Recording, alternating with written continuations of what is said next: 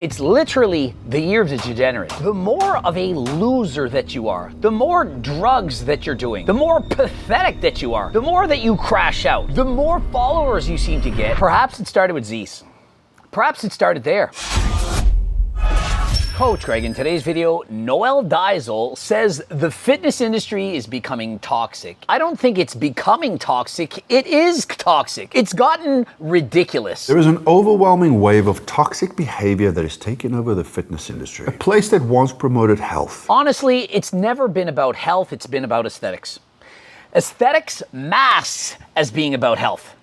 You really think that all those shredded physiques, those champion bodybuilders, that they're actually healthy? They're not healthy. They just have the appearance of health. Let me tell you something.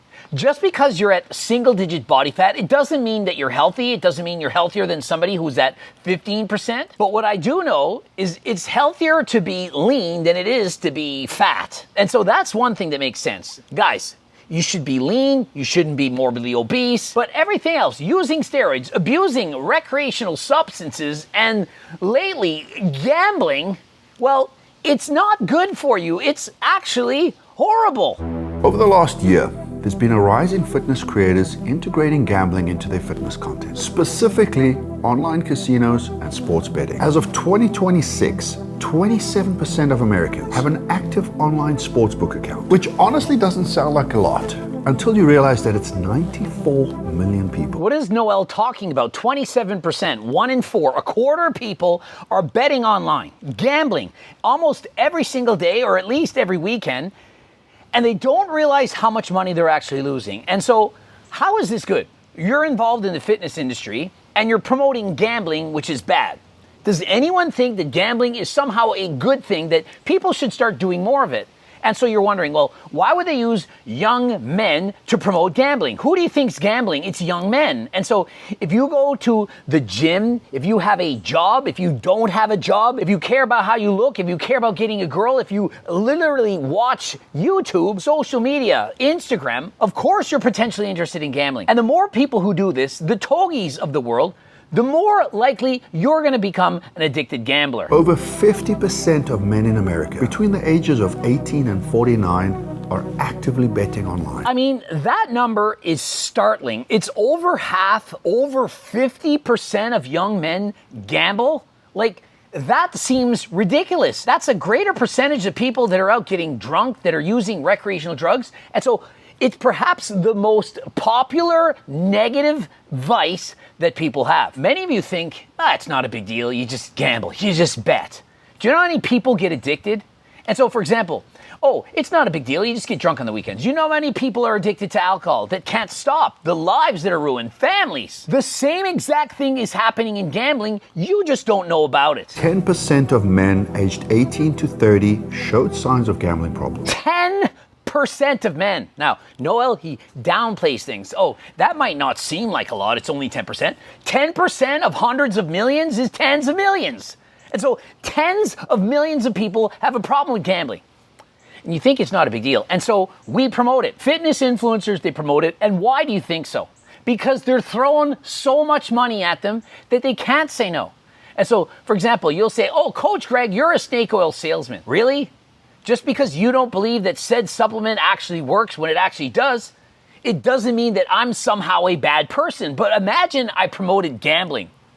How many people do you think have a problem with turkesterone? I'm addicted to the Turk. I'm Turking myself all day and I'm GO2 maxing on the screen. Is it really going to ruin their life? Probably not. I don't know a single person that's ruined their families, their social life, that they have severe problems because of GO2 max. But what about gambling? The same can't be said for gambling. Neither alcohol, sniffing creatine, doing math, adding too much. You guys got to stop. Now, fitness influencers are going to continue to promote gambling. When you're told you're going to get this much money, this many dollars in order to do something, it's very hard to say no. Same as trying to convince a girl on OF to stop posting pictures. Really? So you're making how much money doing that? And you expect them to stop. And so long as there's money in it, people are going to continue to do it. 96% of online gamblers lost money overall. You're thinking, no, but I'm going to make money. You're in that 4%. 96% of people are losing money and 4% are making it. And so it's not bad. It's about the same odds as you sticking to your diet without my freaking cookbook.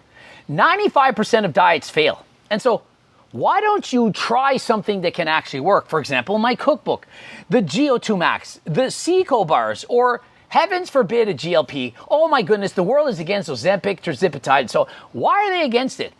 If the drug takes out the food noise, if the peptide takes out the food noise and you're getting it prescribed by a doctor, how is that a bad thing? Like literally, why is it that you have to be so macho, so manly? I lost it without it, yeah? So 95% didn't, and you did. That's great. Wonderful for you. But what about the other 95%? And so, listen, if you're interested in getting a GLP, click the link and go to Algorex, where it's from a compounding pharmacy prescribed by doctors, and you know exactly what you're getting. It's not some scammy research chemical site. And so get the supplements that you need. Code Greg for 10% off. And while you're there, if you don't want to go bald, you can get all the things for your hair. You can get enclomiphene, you can get various peptides. But remember, it has to be FDA approved. The truth is, gambling is addictive and it acts on your primal reward centers. These platforms directly benefit on your loss. And so you remember how they made it illegal to promote smoking or drinking alcohol? You know how those things are considered bad? You know, they give you cancer. It's a class 1 carcinogen. And so you're not allowed to just promote it. You can't show people getting blasted in a bar, having a good time. How is it any different with gambling? They know that gambling is addictive. Why do you think it's a multi-billion-dollar industry, but yet they allow it? And so people say, oh, it's not a big deal. It's just gambling. Yeah, you say just because you don't know anyone who's lost their home and their family because of it. And so when you speak and say, oh, it's not a big deal, you wouldn't be saying that if it happened to you. Most of you guys should know the name Ziz, the ideal aesthetic physique from the early 2000s. I mean, almost every photo you see of him is from a festival or club shirtless. And so perhaps it started with Ziz. Perhaps it started there. I mean, he literally is no longer with us. It's speculated that he was into those kind of things. But in 2026, it's literally the year of the degenerate. The more of a loser that you are, the more drugs that you're doing, the more pathetic that you are, the more that you crash out. Perhaps you've OD'd on screen. The more followers you seem to get. And so what do you think the people see? They're thinking, if I want to be a famous social media influencer like Coach Greg, I could become an IFBB pro at 35. I could stay natural into my 30s. And eventually, perhaps I could use performance-enhancing drugs. And maybe 10 years later, at 45, I'll then become famous. They're thinking, yeah, I don't got time for that. I'm 18.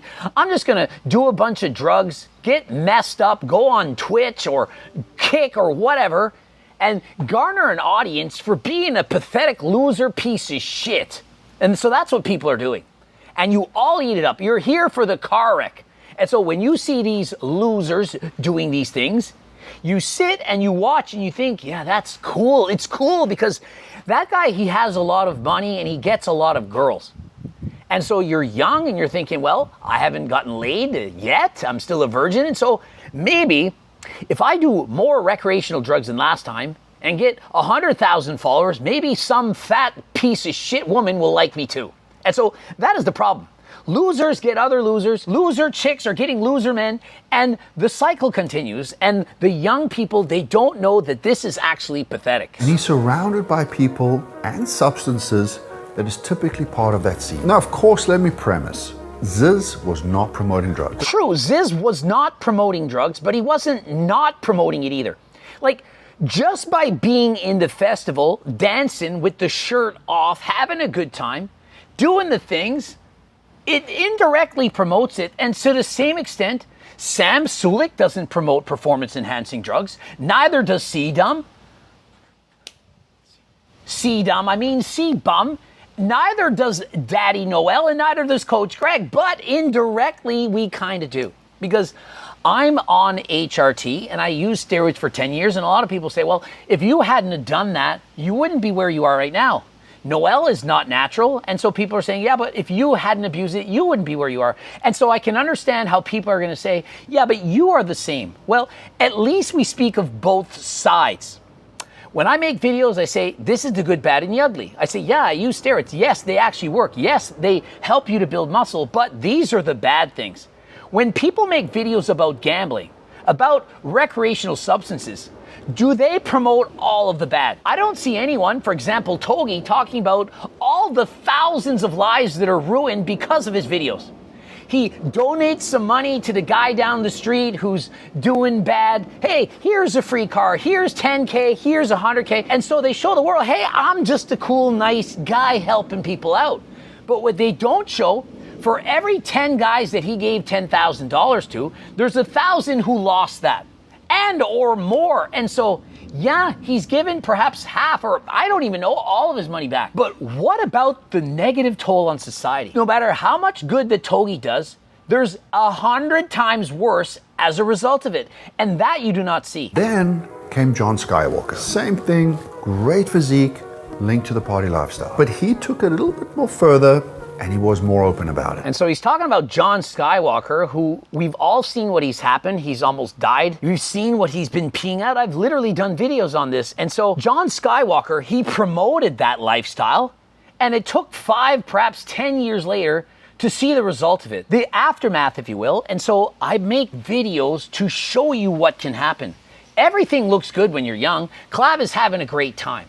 But what happens when he's older? Same with using performance-enhancing drugs. Wow, it's cool. You have so many followers. You're winning titles. But what happens when you die? The whole subculture started to grow a little bit. And what started as being unpopular or taboo is now being openly referred to on social media. And now this is not about weed. I'm talking about hardcore drugs that are being abused. And so myself and Noel, we think exactly alike. Back in my day, that's how old we actually are. I'm, in fact, much older than Noel. It wasn't cool to talk about steroids. You had to keep it hush-hush. I believe that it was probably better. With now, people are open about it, and they literally will brag. Hey, I'm using this. And they post about it. What do you think actually got Togi to be famous? Togi, we've seen Connor abusing vitamin K. We've seen people doing math. We've seen people OD. And they talk about it, they brag about it, they get more views because of it. And so all that does is make other people who think, you know, I probably shouldn't do that. Hey, that is bad. People will look bad on me if I do it.